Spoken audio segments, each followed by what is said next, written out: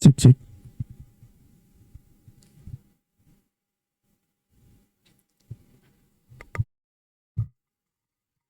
Gimana kan? Akan ku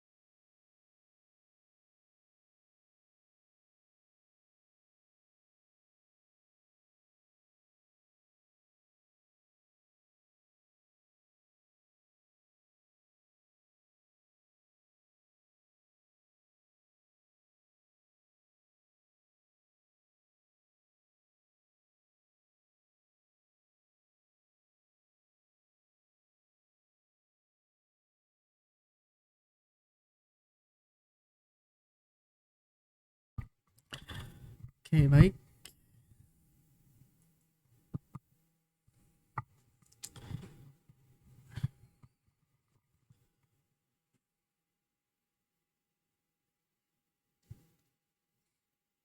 Ya, oke, baik. Bismillahirrahmanirrahim. Assalamualaikum warahmatullahi wabarakatuh. Selamat malam, teman-teman semuanya.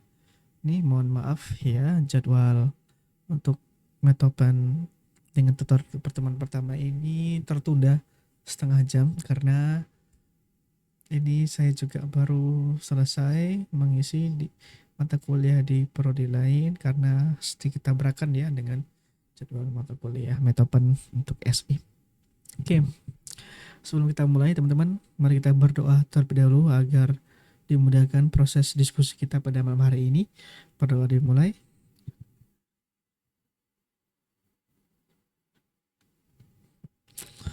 Berdoa selesai. Oke, selamat malam teman-teman semuanya. Selamat bergabung ya yang nanti menonton tayangan ulang pertemuan tutor kita pada malam hari ini. Mata kuliah Metopan. Sebenarnya mata kuliah Metopan ini kalau dari saya pribadi saya tidak menyiapkan materi ya yang untuk dipresentasikan. Jadi enaknya tuh sebenarnya diskusi langsung, tanya jawab, kemudian memprofiling teman-teman semua karena uh, sama seperti semester semester yang lalu selalu saya sampaikan di awal, disclaimer di awal bahwa teman-teman di SI, teman-teman di TI mayoritas bahkan di Sibermu ya secara statistik penmarunya penerimaan mahasiswa barunya ya seperti ini. Kenapa agak nge-lag, coba saya matikan aja ini burungnya.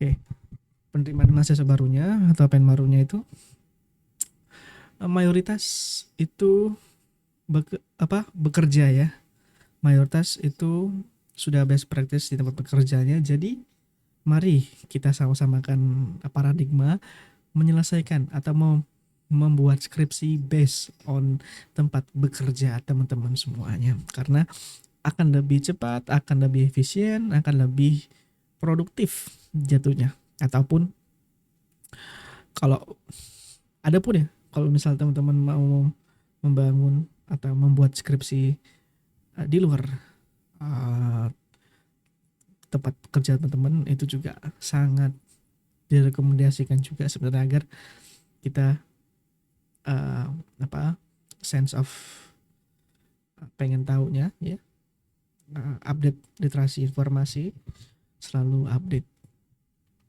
Oke, pada dasarnya teman-teman ya, karena tadi ya saya sampaikan di awal, mata kuliah ini sebenarnya mata kuliah persiapan untuk mata kuliah skripsi ya, karena Metopen ini diharapkan teman-teman outputnya itu sudah bisa membuat proposal skripsinya, yaitu dari bab 1 sampai dengan bab 3, di mana bab 1 dan bab 3 yang dimana struktur dari bab 1, bab 2 dan bab 3 nanti kita akan paralel tuh mencari menjelaskan pada teman-teman bagaimana menyusunnya, referensinya di mana, toolsnya apa aja, tools kita dalam membangun ya, dalam menulis apa aja, apalagi sekarang sudah dibantu AI dan ChatGPT. Kemudian ada mengenai istilah-istilah nanti ya, ada kalau struktur dalam skripsi itu nanti ada abstrak, ada pendahuluan, itu bab 1, ada abstrak, ada pendahuluan, ada latar belakang, ada rumusan masalah, ada rumusan masalah, ada lalu nanti dan struktur-struktur lainnya ya, bab 2 juga ada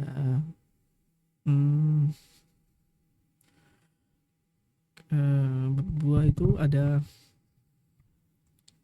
pendahuluan dan biasanya diisi oleh literasi. Aduh, ntar coba saya buka strukturnya, saya lupa.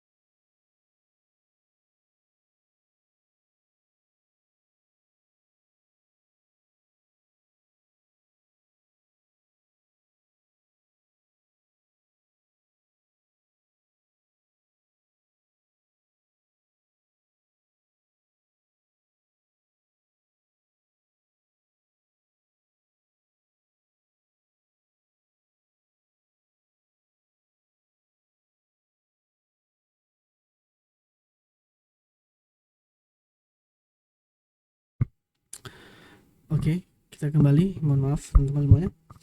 Tadi kita coba masuk ke bahasan struktur ya. Nah, struktur dari proposal itu tadi ada bab 1, bab 2, bab 3.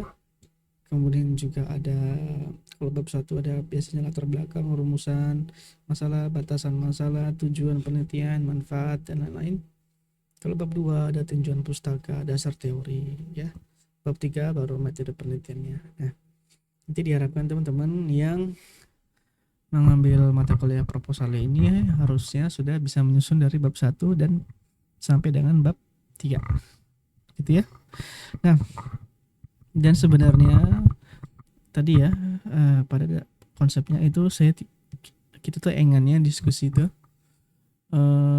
kok apa untuk mata kuliah metopen ini lebih banyak ice breaking, lebih banyak brainstorming mengenai judul-judul base judul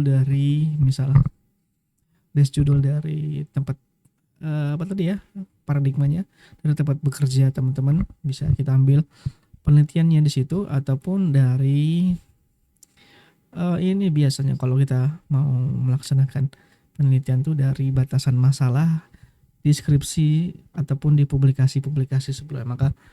Maka itulah ketika kita misalnya stuck, tidak punya ide, ada dua jalan itu ya. Nah, kemudian apa lagi oke. Saya juga sebenarnya ingin sharing-sharing juga mengenai pengalaman saya dan teman-teman dosen sebagai peneliti. Nanti juga teman-teman bisa bisa mencari hikmah dari aktivitas penelitian penelitian saya pribadi atau dosen-dosen yang mungkin teman-teman bisa implementasikan dengan di mata kuliah metopen ini untuk menyusun proposalnya ya. Terus mengenal istilah-istilah dalam penulisan, mengenal tools dalam penulisan, tools parafrase, tools plagiarism, kemudian tools untuk mensitasi referensi, kemudian tools untuk memvisualisasi kebutuhan reporting, kemudian tools untuk metodologi. Kemudian juga ada tadi ya, mengenali istilah-istilah publikasi seperti ada jurnal Sinta, ada impact factor, ada jurnal Sinta 1 sampai Sinta 5, jurnal Q1 sampai Q5. Kemudian juga ada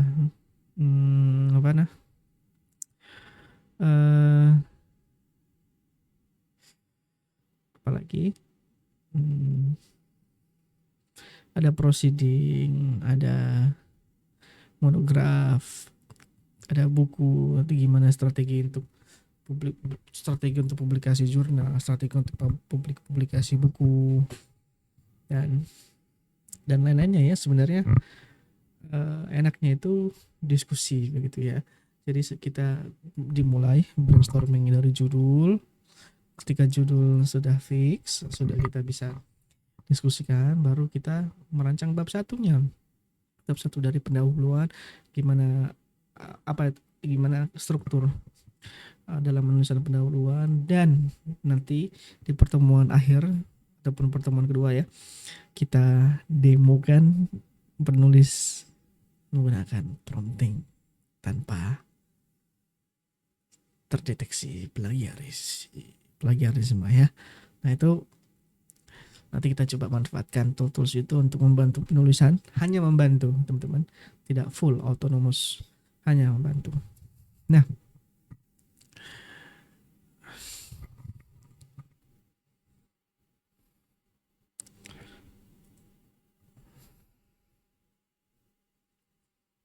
oke.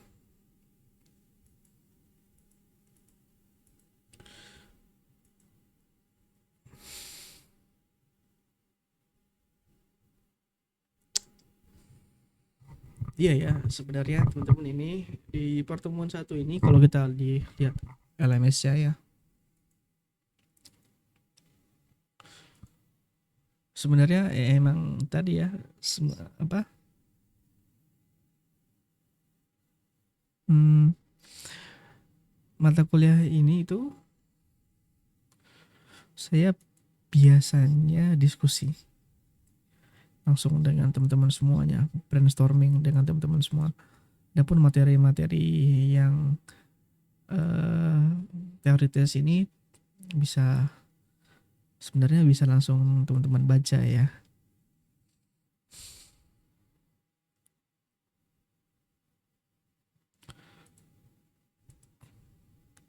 Coba kita lihat LMS-nya aja.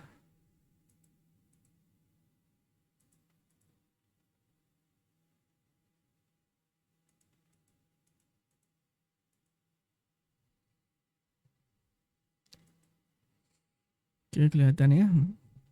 Nah, kalau berdasarkan apa CPMK di LMS ya, ini ada mahasiswa mampu memahami tentang dasar pembuatan suatu penelitian ya.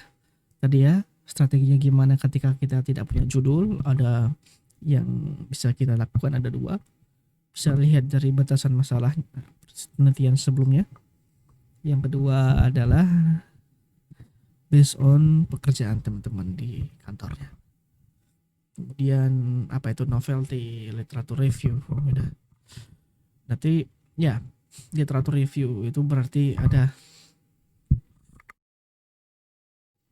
referensi-referensi atau daftar pustaka yang teman-teman harus himpun sebelum melakukan penelitian. Kemudian novelty itu adalah keterbaruan ya, level keterbaruan penelitian teman-teman itu di level apa?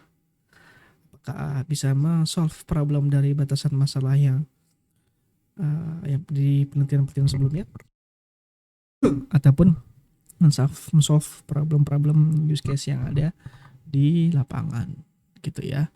Kemudian memahami rancangan pembuatan bab metode dan pengumpulan data, ini lebih ke bab 3 nanti ya, metode penelitiannya. Ini tergantung juga teman-teman mengambil topik apa, nanti kita akan bahas di pertemuan selanjutnya. Oke, seperti itu teman-teman semuanya sampai bab 3.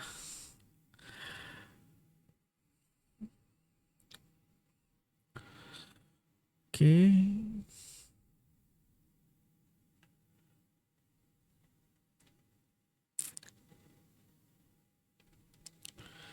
Mungkin saya cukupkan dulu ya.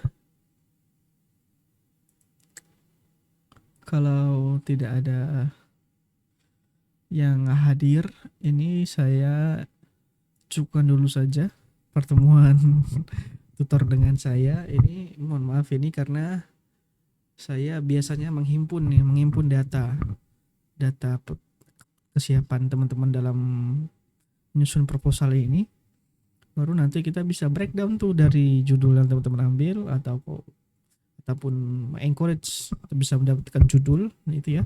Baru setelah itu kita bisa breakdown, kita elaborasi, kita oprek satu-satu ini dari bab 1 sampai di bab 3. Oke, mungkin sekian dulu. Terima kasih atas perhatiannya teman-teman. Ini mohon maaf saya materinya masih preview dari apa itu metopen ya. Untuk kebebasan inti, saya harap teman-teman di pertemuan kedua ataupun pertemuan di luar mata kuliah metopen, saya juga sangat terbuka. Nanti nomor kontak saya sematkan di LMS ya. Oke, saya cukupkan dulu. Sekian teman-teman, terima kasih atas perhatiannya sudah menonton tayangan monolog pertemuan pertama ini. Preview lagi aja mengenai materi metopen dan CPMK-nya. Saya harap nanti pertemuan selanjutnya atau pertemuan di luar ini kita bisa diskusi, breakdown, brainstorming bareng-bareng. Oke. Terima kasih atas perhatiannya. Saya tutup dengan doa kafaratul majelis. Subhanakallahumma wa bihamdika asyhadu an la ilaha illa anta astaghfiruka wa atubu ilaik. Wassalamualaikum warahmatullahi wabarakatuh.